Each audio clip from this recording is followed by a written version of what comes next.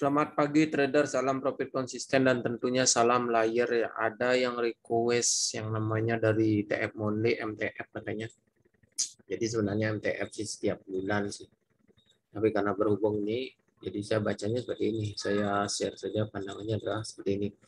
Jika ada CSR maka akan ada re-entry. Re-entry ini membawa pergerakan up lagi atau tidak. Nah ternyata ketika dia re-entry di sini, CSR kemudian re-entry. Re-entry ini tidak membawa pergerakan pada MMT. Nih, re-entry, kemudian naik, setelah naik dia nggak melanjutkan perjalanannya. Inilah monthly karena tidak secepat itu dia melakukan gerakan seperti time frame kecil. Jadi kita lihat setelah itu candle kembali ke malu. Ketika ke malu, lalu candle kembali up. Up hanya sampai membuat shadow saja. Nah, artinya pergerakan ini dalam monthly sebenarnya masih terpengaruh oleh CSR ini. Karena CSR ini belum dimatikan oleh candle ini. Belum ada yang mematikan. Nggak tahu bulan ini.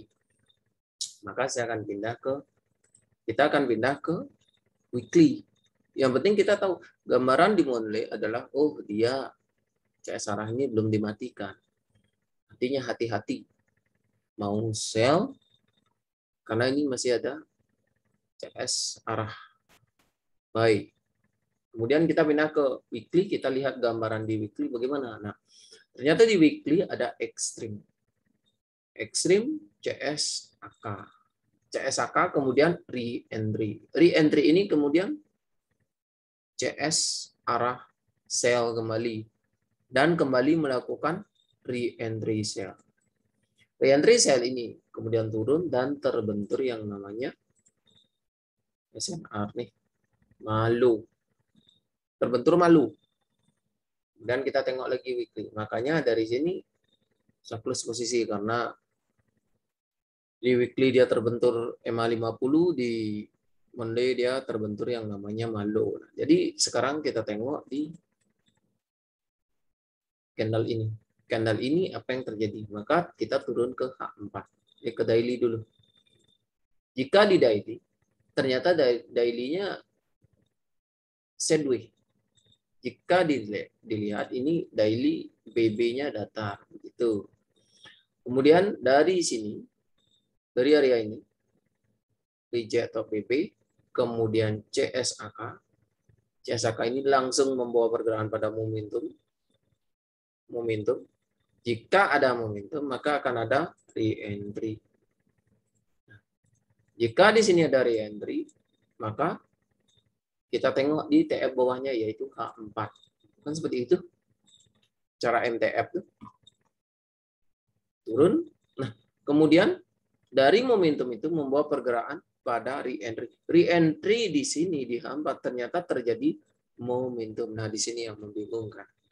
Kita gunakan momentum daily atau kita gunakan momentum H4. Nah, di momentum daily ternyata dia memberikan sell. Sedangkan di H4 dia memberikan buy. Pilih mana? Saya pilih sell. Kenapa saya pilih sell? Momentum ini terbentur oleh Mahi daily.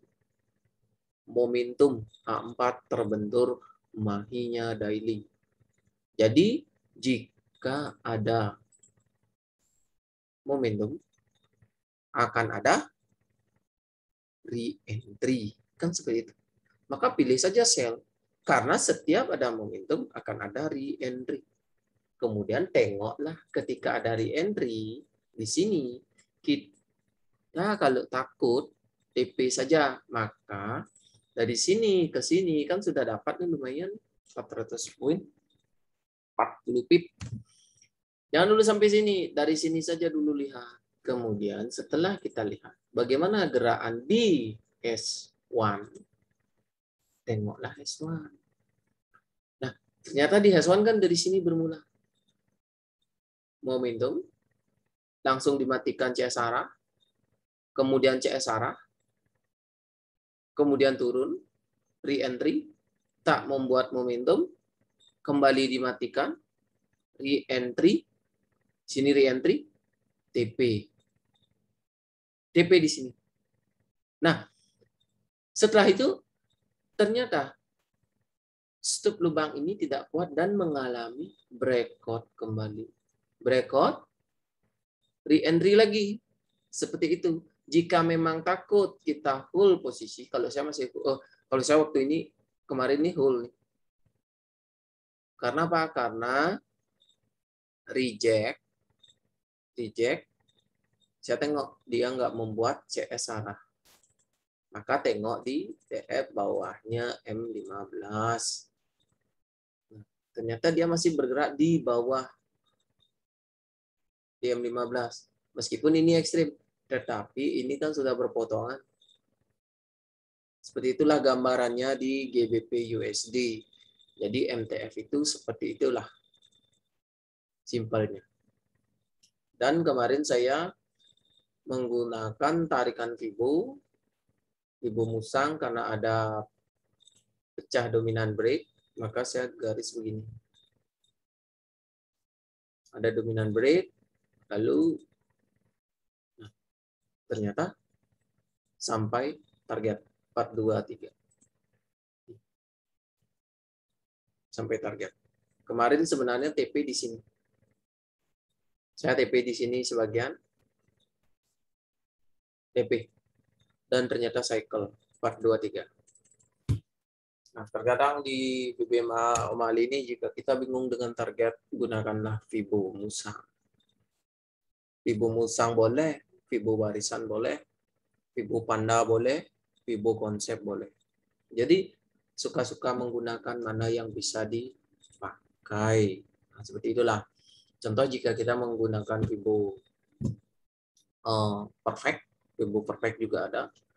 Ada candle keluar, ada candle masuk, setelahnya tidak mampu membreakout, maka itu kita gunakan sebagai acuan.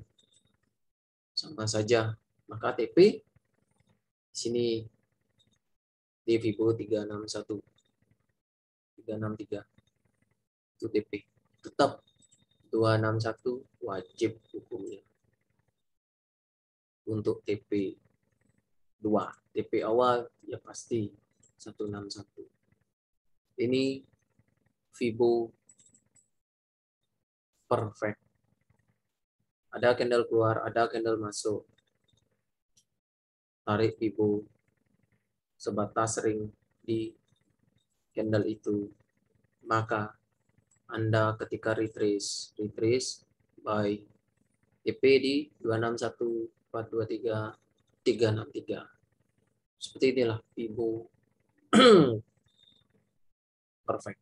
Kalau Fibo perfect ya. Kalau Fibo konsep beda lagi, Fibo warisan beda lagi, Fibo panda beda lagi, Fibo musang beda lagi. Terserah suka-sukanya yang mana. Ada candle keluar, ada candle masuk. Itu Fibo perfect. Ada candle keluar, ada candle masuk, maka itu kita tarik sebagai acuan TP. Itu TP. Jadi begitu dia naik, ada retrace, Anda buy.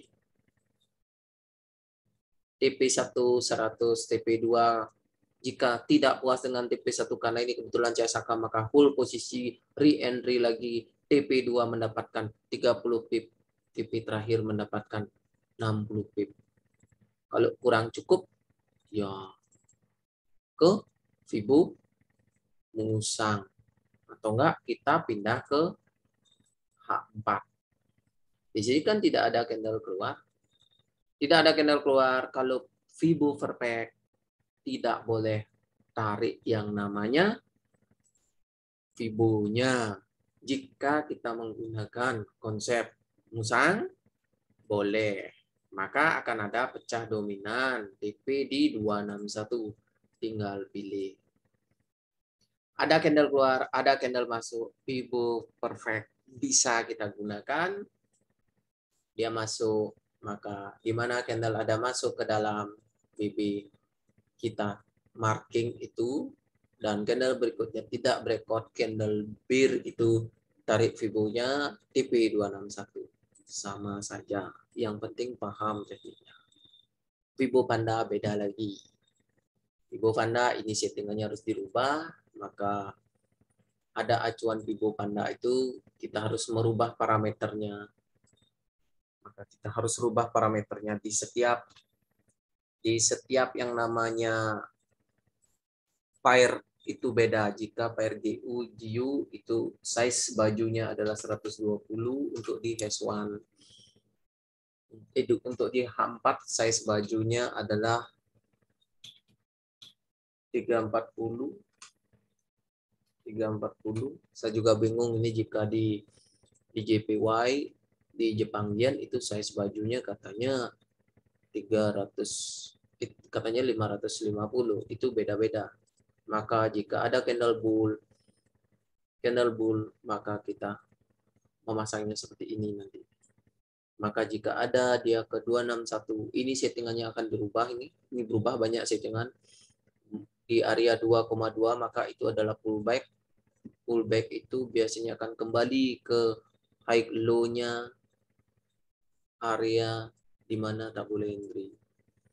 Nanti ada high low rock. Seperti itulah untuk Vibo Panda. Ini markingnya ada minusnya sebenarnya. Bolak-balik begini. Jika seperti ini harus, ini kan satu slot nih. Jadi ini sebenarnya ada 2. Dia akan bolak-balik seperti ini. Maka target ada. Mingguan beda, daily beda. Untuk daily size bajunya adalah 890. Untuk weekly beda lagi. Nah, seperti itulah gambaran simpelnya bagaimana saya melakukan target TP. Jadi jika menggunakan murni BBMA tanpa target TP, kadang kita pertama kurang puas untuk TP, kadang di hold dia balik arah. Itu dilema trader. Nah, sekian trader, semoga bermanfaat atas postingan saya ini. Ingat, ini tidak murni 100% benar. Yang benar selalu dari masternya, karena beliau yang menemukan. Saya hanya men-share apa yang saya pahami dari membaca video juga. Jadi inilah gambarannya. Terima kasih.